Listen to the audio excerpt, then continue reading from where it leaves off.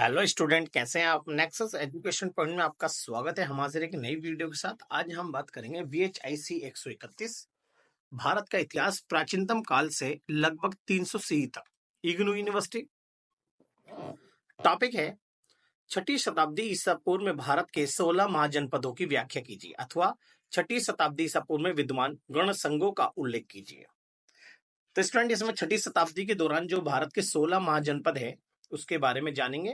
अगर आपने अभी तक हमारे चैनल को सब्सक्राइब नहीं किया तो हमारे चैनल को सब्सक्राइब करें, बेल आइकन जरूर बजाएं ताकि हमारी आने वाली वीडियो की नोटिफिकेशन आपको आसानी से मिल सके। चलिए शुरू करते हैं 16 महाजनपदों के बारे में।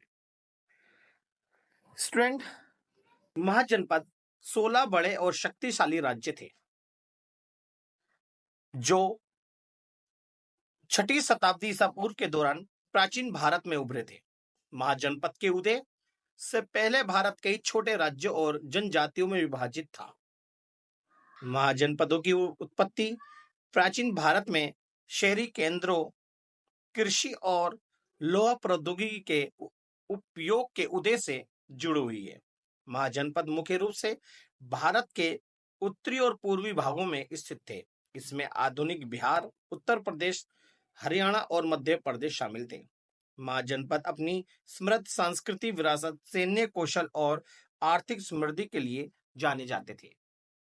छठी शताब्दी ईसा पूर्व का इतिहास जानने के लिए बौद्ध और जैन ग्रंथ हमारी बहुत सहायता करते हैं। भारत में बौद्ध धर्म और जैन धर्म के उत्थान के समय कोई सर्वोच्च सत्ता नहीं थी। उस समय भारत में शक्तिशाली केंद्रीय शासन का अभाव था। तो बच्चे, ये 16 जो जनपद थे ये अलग अलग छोटे छोटे राज्यों में यानी छोटे छोटे जनपदों में बटे हुए थे और इन पर अलग अलग राजाओं, किसी सामंतों का तो इस तरह से राज था। लेकिन इन 16 महाजनपदों के ऊपर एक शक्तिशाली जो सर्वोच्च सत्ता होती है उसका अभाव था। इसलिए इन महाजनपदों में आपस में निरंतर युद्ध होते रहते थे। जिनमें निरंतर युद्ध होते रहते थे, वैदिक काल में आर्यों का राजनीतिक संगठन का आधार जन था। जिस प्रदेश में एक जन आबाद हो गया उसे जनपद कहा गया। धीरे धीरे जनपदों का विकास हुआ। राज्य की कल्पना भौगोलिक आधार पर की जाने लगी।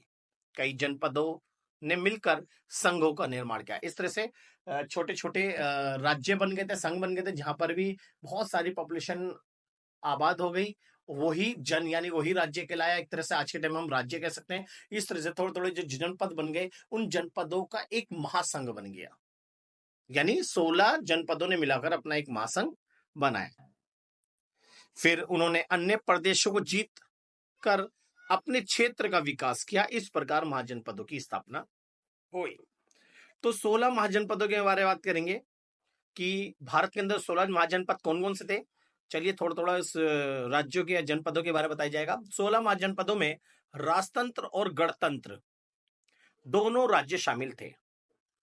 मल, बज्जी तथा सूरसेन आदि प्रसिद्ध गणराज्य थे, जबकि मगध, मत्स्य, अवंती, कौशल, वत्स आदि प्रसिद्ध राजतंत्रीय देश थे। यानी जो गणराज्य थे इसमें राजतंत्र भी था और गणतंत्र। यानी 16 महाजनपदों में अगर हम देखें, कुछ गणराज्यों महाजनपदों में तो गणतंत्रीय शासन प्रणाली थी और किसी में राजतंत्र, यानी हमें दोनों देखने मिले। 16 महाजनपदों का पतन होना आरंभ हो गया था और अवंती, कौशल, वत्स, मगध 4 ही महत्वपूर्ण राज्य ले गए। 16 महाजनपद इस प्रकार है। तो 16 महाजनपदों में पहला काशी है। ये काशी क्या है, इसे थोड़ा थोड़ा हम इन 16 महाजनपदों को एक्सप्लेन करेंगे। 16 महाजनपदों में से काशी आरंभ में सबसे शक्तिशाली महाजनपद प्रतीत होता है। आज के वाराणसी जिले में तथा उसके सीमावर्ती क्षेत्रों में स्थित इस महाजनपद की राजधानी वाराणसी को, जो गंगा तथा गोमती के संगम पर स्थित है, भारत का सबसे मुख्य शहर बताया है। दूसरा है कौशल। तो बच्चों, कौशल महाजनपद पश्चिम में गोमती से घिरा हुआ था, यानी गोमती नदी से घिरा हुआ है। इसके पूर्व में सदनीर नदी बहती है, किसके, कौशल के, जो इसे विदेह जनपद से अलग करती थी। इसके उत्तर में नेपाल की पहाड़ियां तथा दक्षिण में सियानदिका नदी बहती थी। दूसरा है अंग। अंग में दक्षिण बिहार के भागलपुर तथा मुंगेर जिले शामिल थे। इसका विस्तार उत्तर की ओर कोशी नदी तक हुआ और इसमें पूर्णिया जिले के कुछ भाग भी जुड़ गए। वे मगध के पूर्व तथा राजमहल पहाड़ियों के पश्चिम में स्थित था। अंग की राजधानी चंपा थी। दूसरा है मगध। तो मगध दक्षिण बिहार में पटना तथा गया के निकटवर्ती क्षेत्रों में स्थित था। इसके उत्तर तथा पश्चिम में सोन तथा गंगा नदियां थी। पूर्व में ये छोटा नागपुर के पठार तक फैला हुआ था। इसके पूर्व की ओर चंपा नदी बहती थी जो इसे अंग से अलग करती थी। फिर नेक्स्ट है इसका मगध, नेक्स्ट है बज्जी। बिहार के वैशाली जिले के आसपास बसा बज्जी पशुपालक समुदाय, यानी जो बिहार के वैशाली जिले में आसपास जो बज्जी बसा हुआ था, ये पशुपालक समुदाय का बसाया हुआ था। गंगा के उत्तर में स्थित था, यानी बज्जी जो था वो गंगा नदी के उत्तर में स्थित था। ये महाजनपद उत्तर में नेपाल की पहाड़ियों तक फैला हुआ था, यानी ये जो जनपद था ये पशुपालक समुदाय के द्वारा बसाया गया था। फिर मल्ल। प्राचीन ग्रंथों में उल्लेखित मल्ल एक अन्य क्षत्रिय वंश थे। ये एक गण संघ था। इस वंश की विभिन्न शाखाएं थी, जिनमें से दो का मूल स्थान पावा तथा कुशीनगर था। बुद्ध की मृत्यु कुशीनगर के निकट हुई और मल्लों ने ही उनका अंतिम संस्कार किया था। फिर चेदी के बारे में।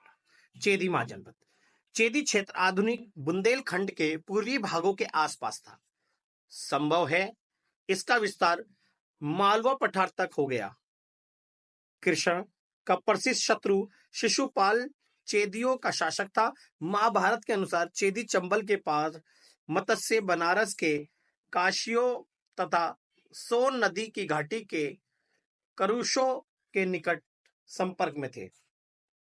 इस क्षेत्र के अन्य मुख्य नगर सहजती तथा त्रिपुरी थे। फिर वत्स जिसकी राजधानी कौशाम्बी थी, 6ठी शताब्दी ईसा पूर्व का सबसे शक्तिशाली केंद्र था। प्रयागराज के निकट यमुना के तट पर बसा कौशाम्बी आधुनिक कोसम के रूप में जाना जाता है। अब बात करते हैं हम कुरु के बारे में, कुरु जनपद के बारे में। ऐसा माना जाता है कि कुरु के राजा युधिष्ठिर के परिवार से संबंध रखते थे। वे दिल्ली मेरठ के आसपास स्थित थे। अर्थशास्त्र तथा अन्य ग्रंथों में उन्हें राजा की पदवी रखने वालों की संज्ञा दी गई है। फिर नेक्स्ट है पांचाल। पांचाल महाजनपद रुहेलखंड तथा मध्य दोआब के कुछ भागों में स्थित था। प्राचीन ग्रंथों में पंचालों के दो वंशों, उत्तर पांचाल तथा दक्षिणी पांचाल, जिन्हें भागीरथी नदी पृथक करती है यानी अलग करती है, का उल्लेख मिलता है। तो इससे ये पंचाल की बात करिए। अब बात करते हैं मत्स्य की बारे में। मत्स्य राजस्थान के जयपुर, भरतपुर, अलवर क्षेत्र में स्थित थे। इनकी राजधानी विराटनगर थी, जो कि पांडवों के छिपने के स्थान के रूप में व्याख्यात है। ये क्षेत्र पशुपालन के लिए उपयुक्त था, तो यानी हरा भरा था ये मत्स्य। अब बात करते हैं सूरसेन जी। सूरसेन की राजधानी यमुना तट पर मथुरा में थी। महाभारत और पुराण में मथुरा के शासक वंश को यदु कहा गया है। यादव वंश कई छोटे छोटे वंशों जैसे अधंक, पशनी, महाभोज आदि में बटा हुआ था। इनकी राज व्यवस्था भी संघ थी। अब बात करेंगे हम अशक की जी। कौन थे अशक? अशक महाराष्ट्र में आधुनिक पैठण के निकट गोदावरी के तट पर फैला हुआ था। पैठण को अशकों की राजधानी प्राचीन प्रतिष्ठान माना जाता है, किंतु अभी तक हमारे पास इस क्षेत्र की जानकारी काफी सीमित है। नेक्स्ट है 14 महाजनपद अवंती। अवंती 6ठी शताब्दी ईसा पूर्व के सबसे शक्तिशाली महाजनपदों में से एक था। इस राज्य का मुख्य क्षेत्र मोटे तौर पर मध्य प्रदेश के उज्जैन जिले से लेकर नर्मदा नदी तक फैला हुआ था। अवंती क्षेत्र में कई छोटे बड़े कस्बे का उल्लेख मिलता है। नेक्स्ट है गांधार, यानी 15वां महाजनपद जो था वो गांधार था। गांधार भारत के उत्तर पश्चिम में काबुल और रावलपिंडी के मध्य का क्षेत्र था। संभव है कि इसमें कश्मीर का भी कुछ भाग रहा। यद्यपि वैदिक युग में यह एक महत्वपूर्ण क्षेत्र था। इसकी राजधानी तक्षशिला एक महत्वपूर्ण शहर था, जहां सभी जनपदों के लोग शिक्षा तथा व्यापार के उद्देश्य से जाते थे। छोटा यानी 16 जनपद जो है वो है हमारा कंबोज। कंबोज गांधार के निकट संभवतः आज के पूंछ क्षेत्र में स्थित था। 7वीं शताब्दी ईसा पूर्व में ही कंबोजों को ब्राह्मणीय ग्रंथों में असभ्य लोगों की संज्ञा दी गई थी। तो इस तरह से हमने 16 महाजनपदों के बारे में थोड़ा थोड़ा पढ़ा।